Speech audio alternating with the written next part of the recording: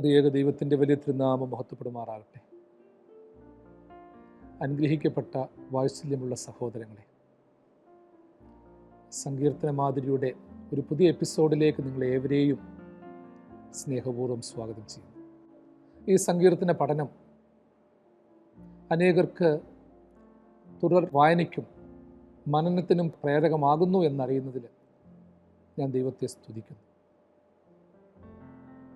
തുടർന്നും ഹൃദ്യമായി സങ്കീർത്തനങ്ങൾ വായിക്കുവാനും പഠിക്കുവാനും അത് നമ്മുടെ ആത്മീക ജീവിതത്തിന് പ്രയോജനപ്രദമാകുവാനും ദൈവം സഹായിക്കട്ടെ എന്ന പ്രാർത്ഥനയോടെ പുതിയൊരു എപ്പിസോഡിലേക്ക് നമുക്ക് പ്രവേശിക്കാം.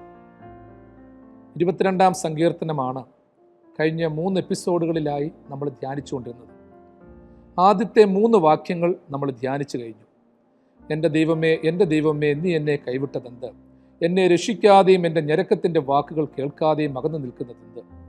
എൻ്റെ ദൈവമേ, ഞാൻ പകൽ സമയത്ത് വിളിക്കുന്നു, എന്നാൽ നീ ഉത്തരമരുളുന്നില്ല. രാത്രികാലത്തും എനിക്ക് സ്വസ്ഥതയില്ല. ഇസ്രായേലിൻ്റെ സ്തുതികളിന്മേൽ വസിക്കുന്നവനെ, നീ പരിശുദ്ധനാകുന്നുവല്ലോ. ഈ 3 വാക്യങ്ങൾ നമ്മൾ അല്പം ആഴത്തിൽ പങ്കുവെച്ച് കഴിഞ്ഞു, ധ്യാനിച്ചു കഴിഞ്ഞു. ഈ എപ്പിസോഡിൽ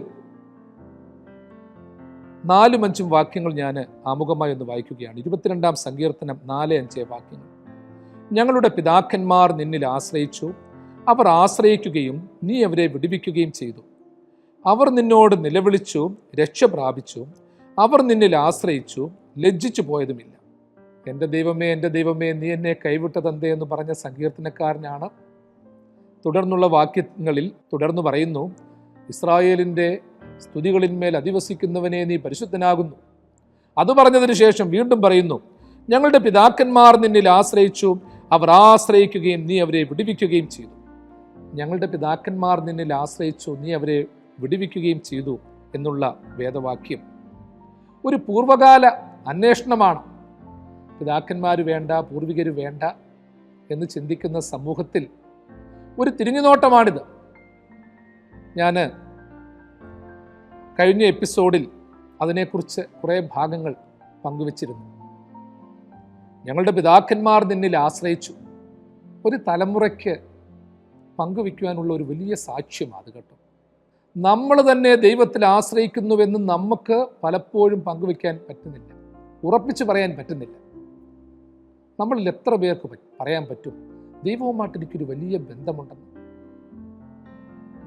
ഞാൻ ഭംഗിയായി പ്രാർത്ഥിക്കുന്നുണ്ടെന്ന്?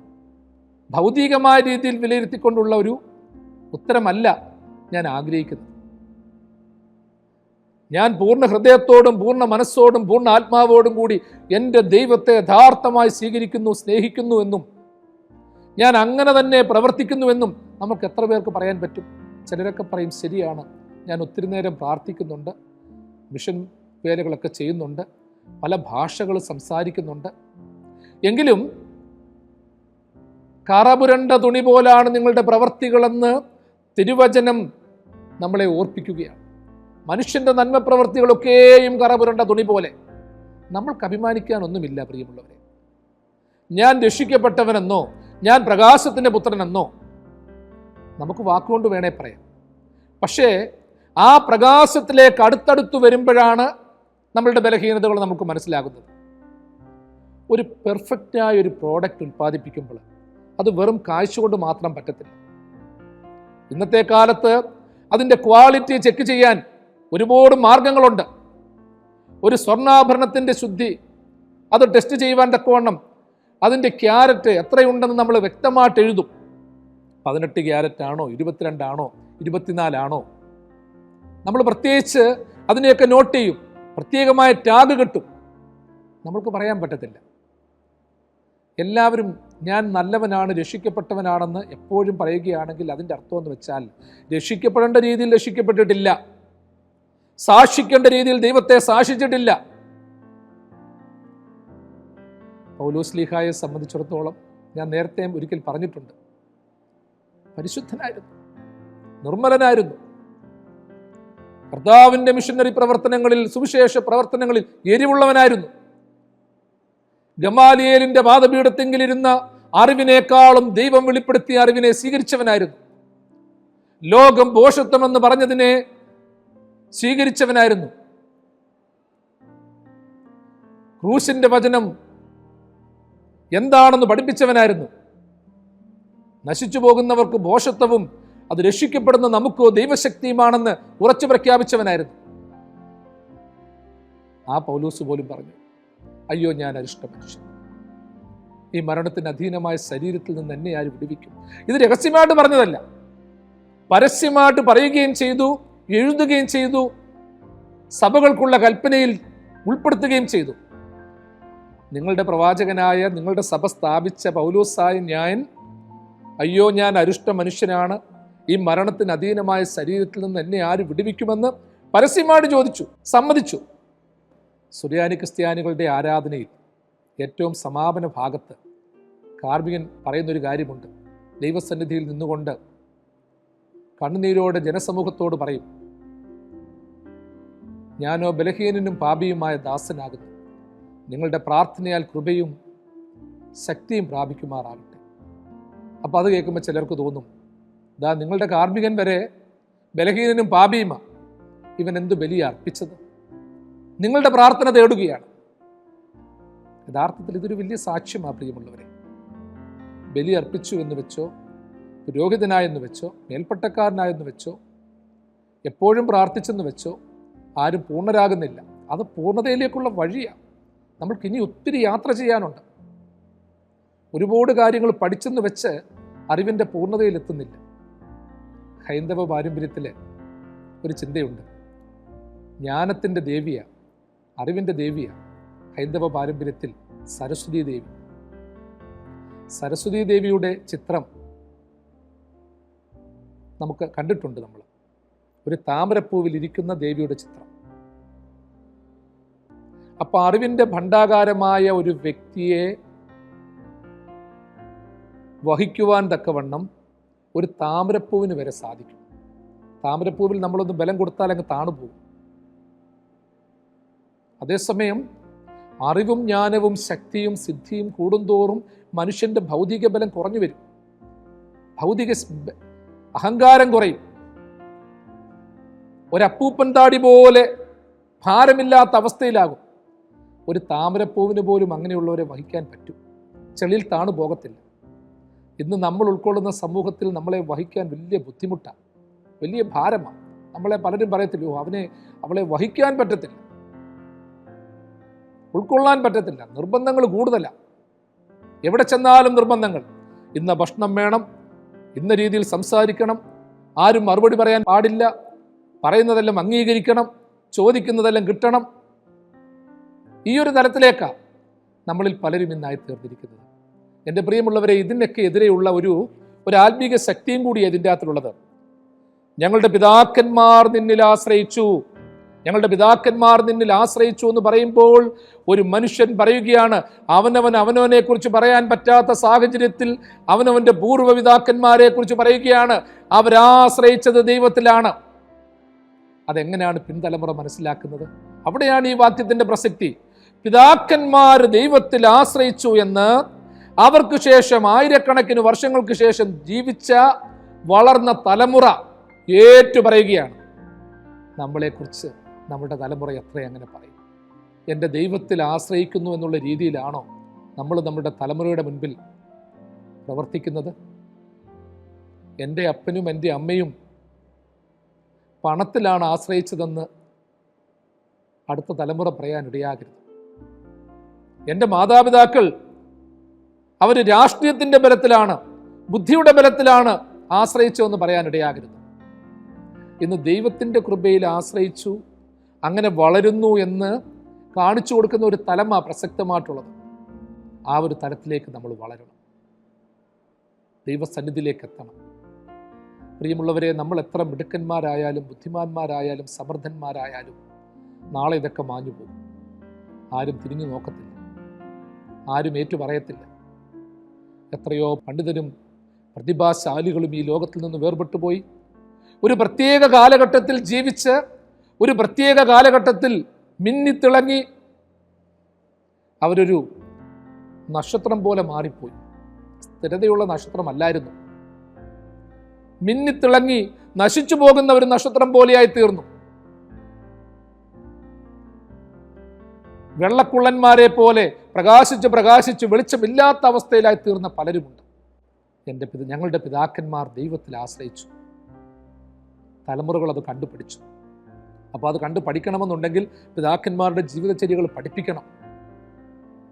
പിതാക്കന്മാരുടെ ജീവിതത്തിൻ്റെ ആഴം എന്താണെന്ന് മനസ്സിലാക്കി കൊടുക്കണം. വിശുദ്ധന്മാരുടെ പ്രാർത്ഥനാനുഭവത്തിൻ്റെ പിന്നിലെ രഹസ്യം എന്താണെന്ന് പഠിപ്പിക്കണം. അവരനുഭവിച്ച കഷ്ടപ്പാടുകളെ അവരെങ്ങനെ അതിജീവിച്ചു എന്ന് പഠിപ്പിക്കണം. ഇത് പലർക്കും അതൊന്നും പഠിപ്പിക്കാനുള്ള താല്പര്യമില്ല. അവരെ ഓർക്കാനുള്ള താല്പര്യമില്ല. അവരെയൊന്നും ദൈവതുല്യരായിട്ട് കാണണ്ട. ദൈവത്തിൻ്റെ മുകളിൽ നിന്നുകൊണ്ട് ദൈവത്തെ മറച്ചുകൊണ്ട് അവർ അത്ഭുതങ്ങൾ ചെയ്തുകൊണ്ടിരിക്കുന്നു എന്നും പഠിപ്പിക്കേണ്ട. പഠിപ്പിക്കേണ്ടത് എന്താണെന്നറിയാമോ? ദൈവത്തിൻ്റെ മുൻപിൽ മുട്ടിന്മേലിരുന്നു കൊണ്ട് ഇപ്പോഴും പ്രാർത്ഥിക്കുന്ന, പ്രാർത്ഥന മുടക്കാത്ത പൂർവ്വപിതാക്കന്മാരുടെ ജീവിതചര്യകളെ പറഞ്ഞു കൊടുക്കണം. അത് പറഞ്ഞു കൊടുക്കുന്നതാണ് ഏറ്റവും വലിയ ദൗത്യം എന്ന് പറയുന്നത്. ഉലകമഹാന്മാരാഖിലേരുമൊരു പോൽ ഉറങ്ങുന്നു കല്ലറയിൽ, നമ്മേളുന്നതനേശു മഹേശ്വരൻ മാത്രം ഉയരത്തിൽ വാണിടുന്നു. ഗീതം ഗീതം. ആ പാട്ട് നമ്മൾ ഒത്തിരി തവണ കേട്ടിട്ടുള്ളതാണ്, ദൈവസന്നിധിയിൽ പാടിയിട്ടുള്ളതാണ്. ഇനിയും അത് പാടണം. ഞങ്ങളുടെ പിതാക്കന്മാർ ദൈവത്തിൽ ആശ്രയിച്ചു എന്ന് പറയുമ്പോൾ ഞാൻ പറഞ്ഞു, പിതാക്കന്മാരുടെ ജീവിതചര്യകളുടെ ആഴത്തെക്കുറിച്ച് പറഞ്ഞു. ഞങ്ങളുടെ പിതാക്കന്മാർ ദൈവത്തിലാണ് ആശ്രയിച്ചതെന്ന് തലമുറ മനസ്സിലാക്കിയതിനെ പറ്റി പറഞ്ഞു. ഞങ്ങളുടെ പിതാക്കന്മാരുടെ പ്രതിസന്ധിയിലും അവർ ദൈവത്തെ ഉപേക്ഷിച്ചില്ല എന്ന് പറഞ്ഞു. വീണ്ടും ഒരു കാര്യം കൂടി ഓർത്തോണം, ഞങ്ങളുടെ പിതാക്കന്മാർ ദൈവത്തിൽ ആശ്രയിച്ചു. അവർ ആശ്രയിക്കുകയും നീ അവരെ വിടുവിക്കുകയും ചെയ്തു. പൂർവ്വപിതാക്കന്മാർക്ക് കൊടുത്ത വിടുതലിന്റെ വഴുത്താരകൾ തലമുറകൾ തിരിച്ചറിഞ്ഞു. അവര് രക്ഷപ്പെട്ടതും വിടുതൽ പ്രാപിച്ചതും ദൈവമേ നിന്റെ കൃപയാലാണെന്ന് അവർ പറയുകയാണ്. തലമുറകൾ പറയുകയാണ്, എൻ്റെ അപ്പനും അമ്മയും എൻ്റെ പൂർവ്വപിതാക്കന്മാരും ശ്രേഷ്ഠരായി തീർന്നത് ദൈവത്തിൻ്റെ കൃപയാലാണ്. അങ്ങനെ സാക്ഷിക്കുന്ന ഒരു തലമുറ ഇന്ന് നമുക്ക് ആവശ്യമാണ്. ഇന്നത്തെ തലമുറ നാളെ നമ്മളെക്കുറിച്ച് അങ്ങനെ പറയണമെന്നുണ്ടെങ്കിൽ അവർക്ക് പണം കൊടുത്തിട്ട് കാര്യമില്ല, സ്വത്ത് കൊടുത്തിട്ട് കാര്യമില്ല, FD എഴുതി കൊടുത്തിട്ട് കാര്യമില്ല, സ്വർണവും രത്നവും കൊടുത്തിട്ട് കാര്യമില്ല. നമ്മൾ സ്വർണവും രത്നവും ഒക്കെ കൊടുത്താലും അവരതൊക്കെ പിന്നെയും വെച്ചുകൊണ്ടിരിക്കത്തതേ ഉള്ളൂ. കുറേ കഴിയുമ്പോഴത്തേക്ക് അവർ തന്നെ ചിന്തിക്കും, ചില നഷ്ടങ്ങളൊക്കെ വരുമ്പോൾ ചിന്തിക്കും, ഈ കിട്ടിയതിൽ വല്ല ദോഷമുണ്ടോ എന്ന് ചിന്തിക്കും. നമ്മൾ ഒത്തിരി വസ്തുവകകൾ എഴുതിയിട്ടിട്ടുണ്ട്. കുറേ കഴിയുമ്പോഴത്തേക്ക് ചിന്തിക്കും, അയ്യോ ഇതിൻ്റെ അകത്തിൽ എന്തെങ്കിലും പ്രശ്നമുണ്ടോ എന്ന് ചിന്തിക്കും. ഏതെങ്കിലും ഒരുത്തൻ പറഞ്ഞാൽ മതി, നിങ്ങളുടെ ഈ ദോഷത്തിൻ്റെ കാരണം ഈ വസ്തുവാണ്, അല്ലെങ്കിൽ നിങ്ങളിപ്പോൾ വെച്ചിരിക്കുന്ന വീടാണ്. ഇങ്ങനെ ആരെങ്കിലും പറഞ്ഞു കഴിഞ്ഞാൽ അവരത് പൊളിക്കും. കയ്യിൽ വെച്ചിരിക്കുന്ന സ്വർണ്ണമോ വല്ലമുണ്ടോ, അത് പ്രശ്നമാണ്, അതിന് ശാപമുണ്ട്. അതുകൊണ്ട് നമ്മൾ എത്രമാത്രം ഉരുക്കഴിച്ചു സൂക്ഷിക്കുന്ന ആഭരണങ്ങളും സ്വത്തുകളും പ്രതാപങ്ങളും ഒക്കെ ഉണ്ടല്ലോ, അത് തലമുറയ്ക്ക് കൊടുത്താലും നാളത്തെ തലമുറ അത് പറയും, അത് ദോഷമാണെന്ന് പറയും. അവരത് ഒഴിവാക്കാൻ ശ്രമിക്കും. ഇന്ന് പലരും ചിന്തിക്കുന്നുണ്ട്, പ്രിയമുള്ളവരെ ഓർത്തോണം, നമ്മളുടെ പൂർവികന്മാർ തരാൻ താല്പര്യമില്ലാതിരുന്നിട്ട് നമ്മൾ പിടിച്ചു പറിച്ചെടുത്ത പലതുമുണ്ട്, ബലപ്രയോഗം നടത്തിയെടുത്തിയ പലതുമുണ്ട്, ഭീഷണിപ്പെടുത്തി കള്ളയൊപ്പിട്ടെടുത്ത പ്രമാണങ്ങളുണ്ട്. ഇതൊക്കെയുണ്ട്. ഇതൊന്നും സാക്ഷ്യമല്ല. കുറച്ച് കഴിയുമ്പോഴത്തേക്ക് നമ്മൾ തന്നെ പറയും, അയ്യോ ഇതൊക്കെ എനിക്ക് ദോഷമാണല്ലോ, എൻ്റെ നന്മയ്ക്കുള്ള തടസ്സം ഇതാണല്ലോ. നമ്മൾ അറിയാതെ ചിന്തിക്കും, അത് പഠിക്കും. അതുകൊണ്ട് നമ്മളുടെ പൂർവികന്മാർ ആശ്രയിച്ച ദൈവം, അവരെ വിടുവിച്ച ദൈവം, വീണ്ടെടുത്ത ദൈവം, ആ ദൈവത്തിൻ്റെ കരുണയിലേക്ക് പോകണം. അവർ നാളെ സാക്ഷിക്കേണ്ടതും അതുതന്നെയാണ്. പിതാക്കന്മാർ പഠിപ്പിച്ചതും അതുതന്നെയാണ്. ആ ഒരു ദിവ്യാനുഭവത്തിൻ്റെ നിറവ് നമ്മളിൽ ഉണ്ടാകട്ടെ എന്ന് ഓർപ്പിക്കുന്നു.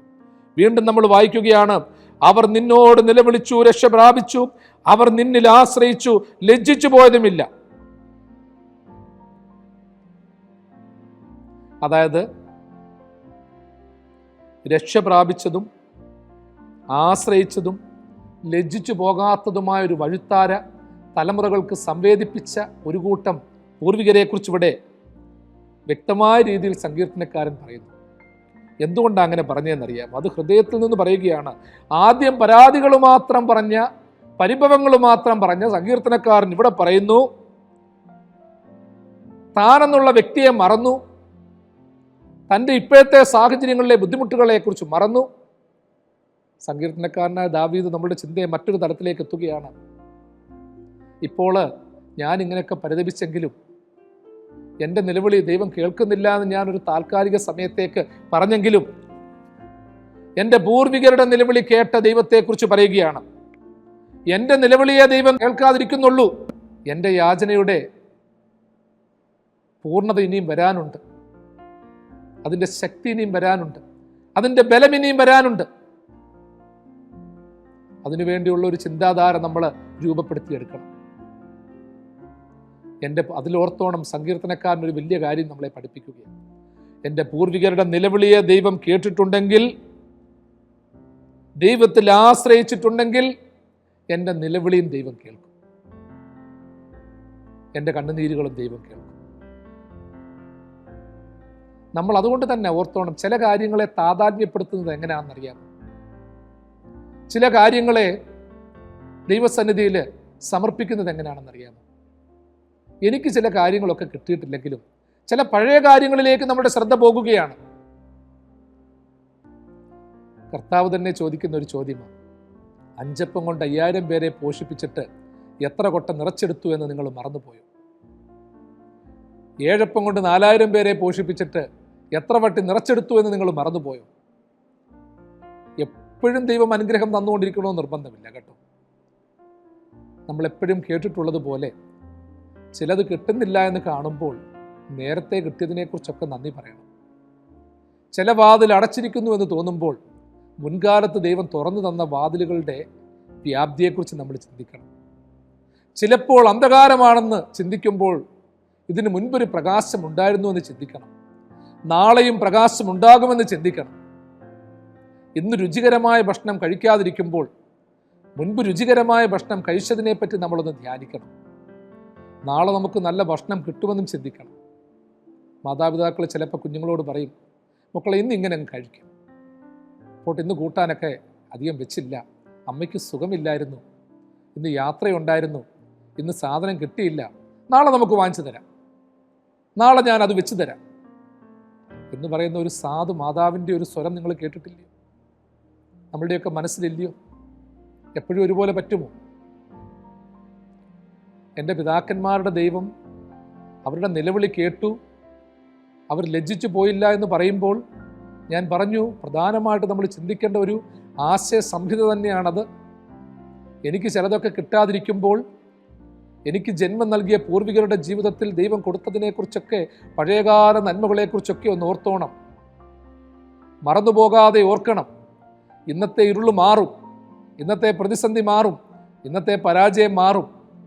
നാളെ രോഗോപശാന്തിയോടുകൂടി നീതി സൂര്യൻ ഉദിക്കും. ഇന്ന് അനീതിയൊക്കെ ഉണ്ടെങ്കിലും നാളെ നീതി കിട്ടും. ഇന്ന് എൻ്റെയും നിങ്ങളുടെയും ജീവിതത്തിൽ അർഹമായിട്ടുള്ളത് പലതും നിഷേധിക്കപ്പെട്ടിട്ടുണ്ടെങ്കിലും നാളെ എന്ന് പറയുന്ന ദിവസത്തിൽ അതൊക്കെ ഇരട്ടിയായി നമ്മൾക്ക് ലഭ്യമാകും. അതോടൊപ്പം തന്നെ നമ്മൾ ചിന്തിക്കണം, അവരും നിലവിളിച്ചു, പക്ഷേ അവർ കാത്തിരുന്നു, അവർ ലജ്ജിച്ചു പോയിട്ടില്ല. അപ്പം നമ്മളുടെ പൂർവികരെ സംബന്ധിച്ച് വേറൊരു തലം കൂടി പറയുകയാണ്, ആത്മീക തലത്തിൽ ഭക്തൻ ഓർപ്പിക്കുകയാണ്.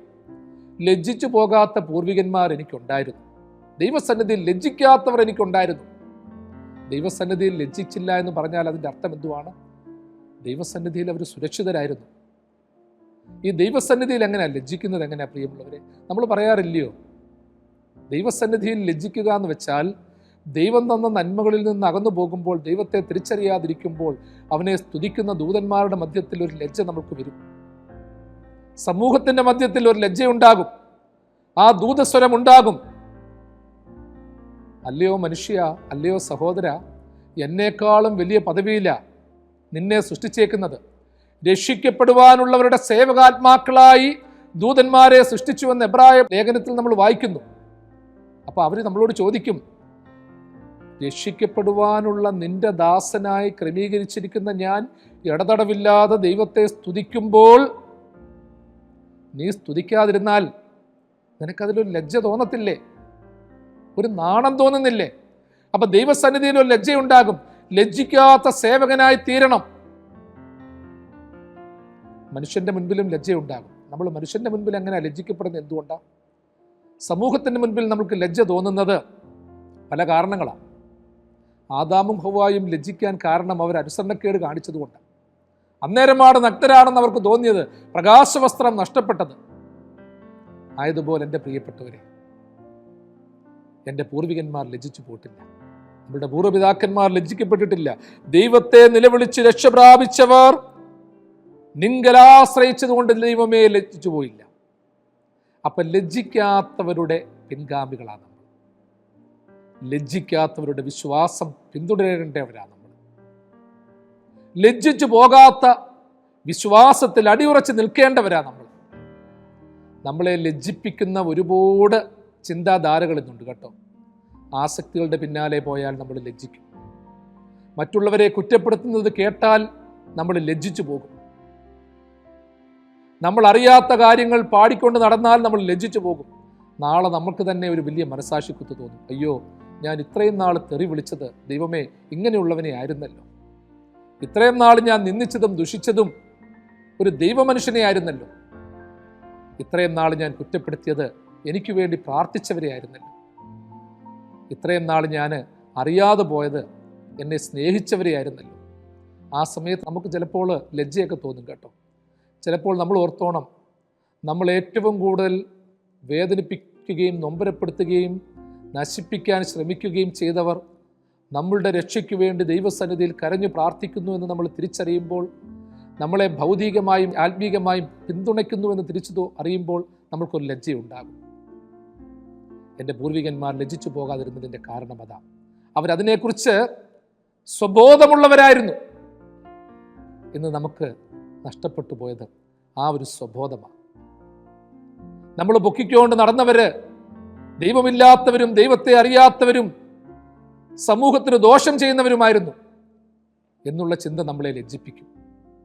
നമ്മൾ അധ്വാനിച്ച പണം കൊടുത്തതും, നമ്മൾ ഉറക്കളച്ചതും, നമ്മൾ പുറകെ നടന്നതും, അധികാരത്തിലെത്തിക്കാൻ വെമ്പിയതും ദൈവത്തിന് ഇഷ്ടമില്ലാത്തവരെ ആയിരുന്നല്ലോ എന്ന് ഓർക്കുമ്പോൾ നമുക്ക് ലജ്ജ തോന്നും.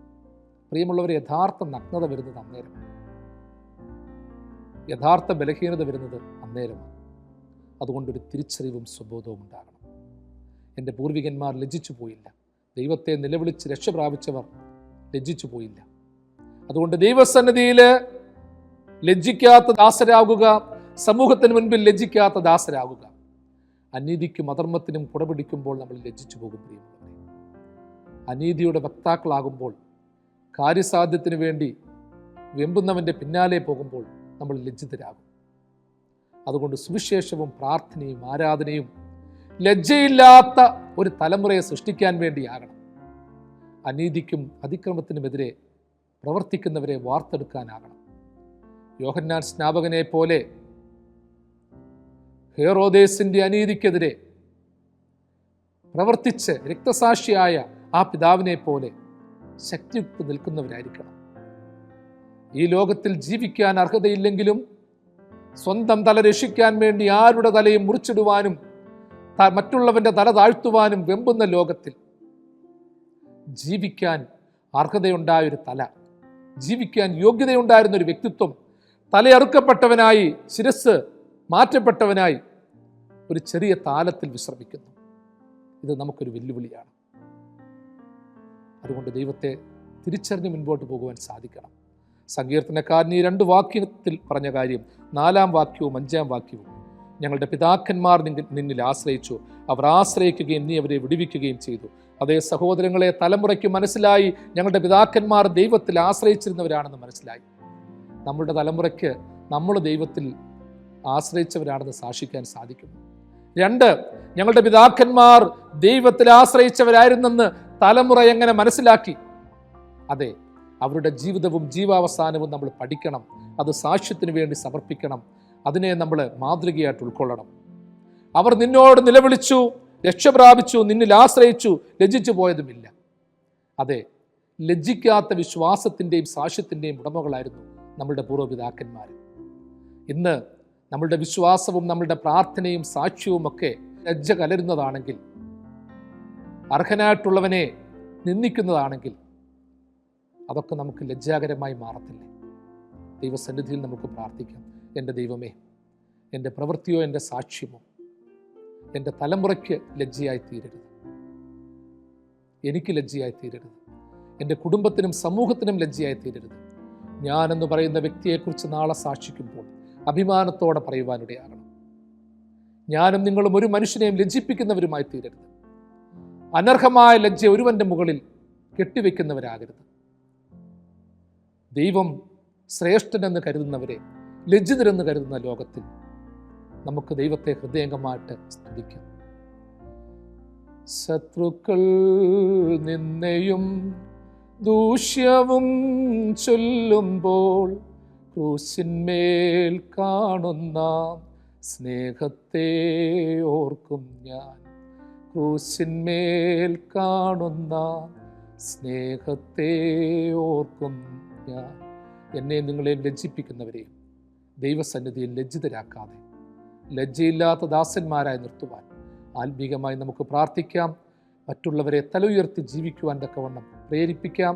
അവരുടെ നന്മയ്ക്ക് നമ്മൾക്ക് കാവൽക്കാരാകാം. ദൈവം തന്നെ വലങ്കരം നീട്ടി നിങ്ങളെല്ലാവരെയും സദാകാലവും വാഴ്ത്തി അനുഗ്രഹിക്കുന്നു.